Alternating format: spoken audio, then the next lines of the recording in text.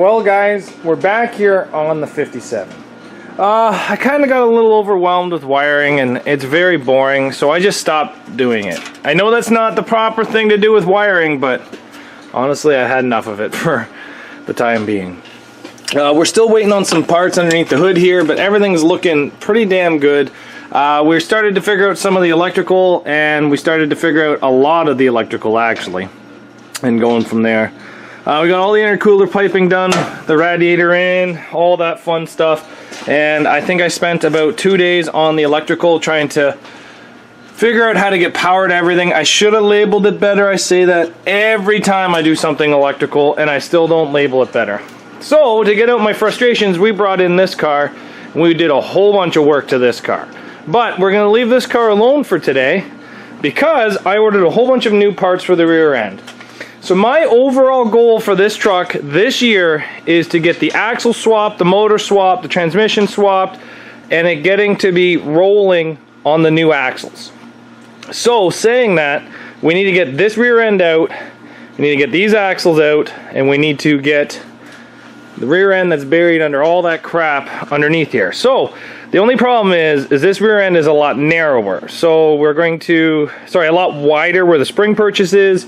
So we have to, the new axle, the spring purchase are wider than this axle. Anyway, everything's got to come off the chassis, and we got to figure out how to put the new stuff on the chassis. So when it comes right down to it, what we're planning on doing is taking everything off, marking our center of axle, dropping a string line, putting paint marks on the chassis, and then what we're going to do is, if we need to, we're going to pull the box, so then that way we can drill all of our holes and bolt in all of the new rear suspension. Our plan is to run everything from the 80s. So we have all the 80s leafs right here, the 80s rear axle, we have everything from the 80s we need to put onto this. So that's my plan. So let's get started by taking off the rear tires and marking out center. So we've got this axle in place. I did move it a little farther back than what the original spec is. The reason for that is it fit much nicer there. So we got the rear brackets all clamped in. We got the front brackets clamped in. The front's just C-grips. Can't really get in there very nicely. Removing the old suspension is a pain, a god dang pain. All the rivets. So as you can see, the new 80 suspension does hang much lower than this 50 suspension, and we're gonna have much more travel, but these are lighter duty springs. So what my plan is to get the other side out, and then what we're gonna do is get the other spring in, and then try to just maybe roll the axle underneath and come up with some ideas. I'm gonna mark on where everything is so that my lines are level on my hoist, and then that way I can come up, slide the axle underneath, put some tires, put some weight on it, see how it looks.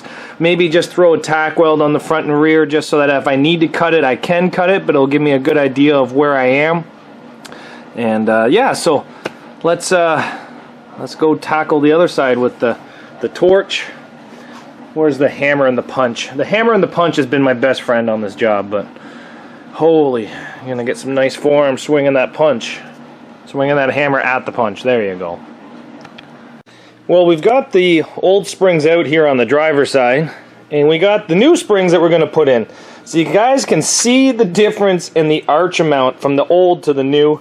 Yes, the old ones have more packs, but these ones here are 2 inches wide, and these ones here are 1.5 inches wide. So whatever we make up in the packs missing, we'll make up in the actual width and the spring rates.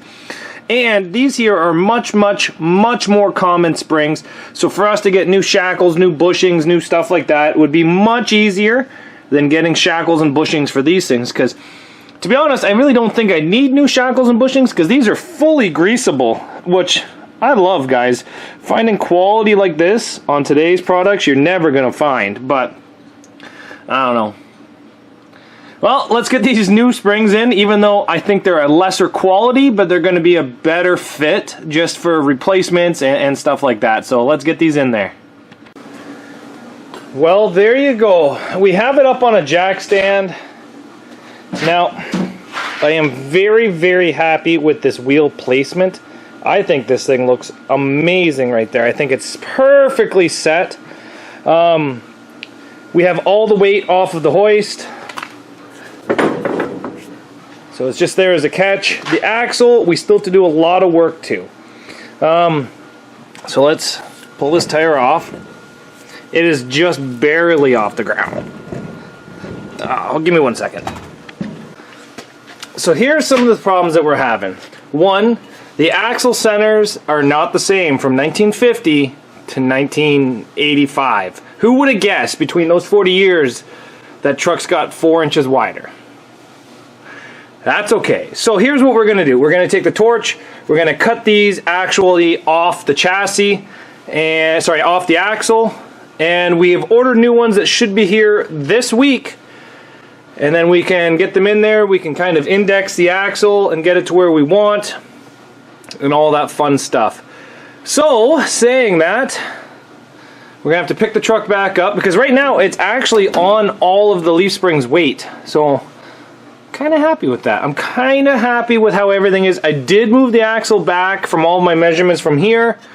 I can get some measurements here when we're done, but the axle brackets that I actually bought have 3 holes in them, so you can adjust the axle forward or backwards to how you want it, which is kind of nice, but we'll have to see what we decide to do. I think we are going to have to cut off these shock brackets. Not 100% if we're going to have to do that yet, because the new ones are a little bit more narrow than this, so we might be able to sneak them in there beside it, but I'm not 100% sure on that. But they're not going to work anyway. We'll have to see. So let's lower this thing down, get the torch back out, and start cutting.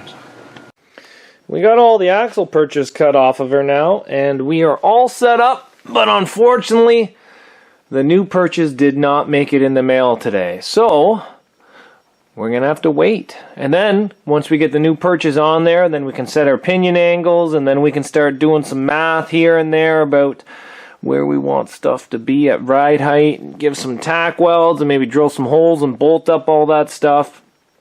And then we can start getting tires on this thing. But I think that's pretty good for today. Maybe I'll continue this video if those parts come in tomorrow. So we got everything done with the rear axle back here. We just got it welded in. It's not fully welded, it's just tacked. Some good tacks. We got everything we need in here. So what we ended up doing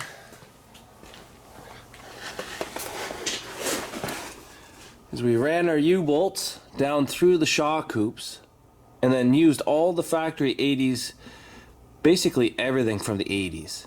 And now we have it in there. So today, here's what I want to do. No, let's do that on a different video.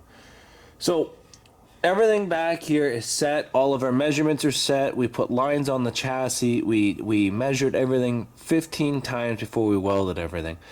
But the rear end is in it, and it does look like that drive shaft is going to line up. We're probably going to have to change some U-joints, but it does look like it's going to line up. So that's a big, big bonus inside of this, that's for sure. A lot of work to get it to this point, that's for sure. So thanks for watching, guys. The rear end is in. Didn't really film myself doing it because it's probably taken me 2 months to do this because of the new baby. But we got it in there. I'm just battling a head cold, so I'm able to come out here and do a little bit of talking about this thing and show off what I did. So thanks for watching, guys. Let's stand back and see how this thing looks, though. So we pushed this rear axle back just a bit. So we did increase the wheelbase by probably, I'm going to say 2 to 3 inches on this truck. But honestly, guys, I think this thing is looking sharp. So that's about it. So thanks for watching, guys, and we'll see you back here tomorrow on Zach's Workshop.